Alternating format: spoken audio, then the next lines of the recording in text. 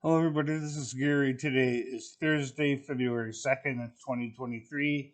It's 5:14 p.m. Eastern Standard Time in the United States and Rochester, New York. And this is my Coping with Schizophrenia blog entry for today. Today I'm doing okay. I pretty much stuck to my daily schedule today. I did my meditation. I did my physical therapy exercises. I'm making this video as part of my daily schedule. I did some work on my computer. I saw my therapist today.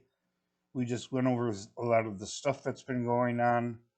Um, the fact that I got diagnosed with pulmonary fibrosis in my lungs, which means scar tissue is forming in the base of my lungs.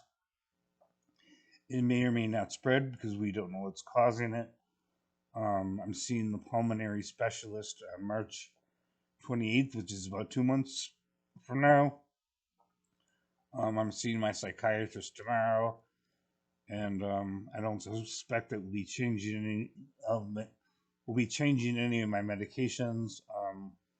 My primary care nurse practitioner did change my medications. She added a new high blood pressure medication to my list of medications because I have high blood pressure even on the when I'm already on two high blood pressure medications. So she added a third one. She also added a third high blood pressure medication to try to reduce the speed of my heart because it was about 117 beats per minute when I saw her last week, my primary care nurse practitioner. Um, so I'm on a very long list of medications, and it just got longer by one medication. I don't remember the names of the blood pressure medications that I'm on, but there is three of them. Um, I talked to my therapist today about my paranoia, my auditory hallucinations, my depression, my anxiety levels. Um, it's been a pretty rocky road over the past few weeks since I found out that I have pulmonary fibrosis. Um, it might get worse, it might not get worse. I read on the internet that people with pulmonary fibrosis live to 3 to 5 years after diagnosis, but I have to talk to the pulmonary specialist to see how bad the damage is to my lungs.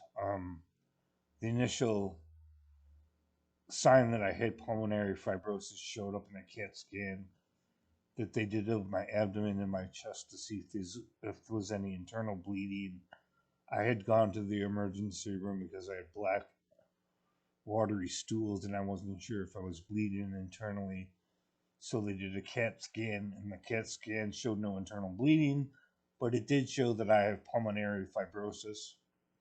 Um, I'm going to ask my psychiatrist tomorrow to increase my Klonopin from 1.5 milligrams a day to 2 milligrams a day. He'll probably say no, but I'm going to ask him anyways, just to see if what he says. I think with the pulmonary fibrosis, I have more anxiety than normal, and I think it is justified to raise my Klonopin levels from 1.5 milligrams a day to 2 milligrams a day. I'm seeing the psychiatrist tomorrow at 2 p.m. at the same clinic that I saw my therapist today.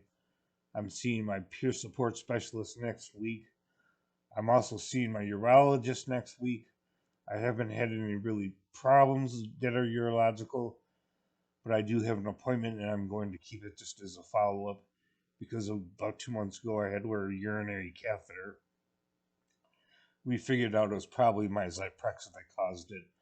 So we reduced the daily dosage of my Zyprexa from 20 milligrams a day to 10 milligrams a day, so I don't have any urinary retention, and I don't have to go to the emergency room to have a urinary catheter put in.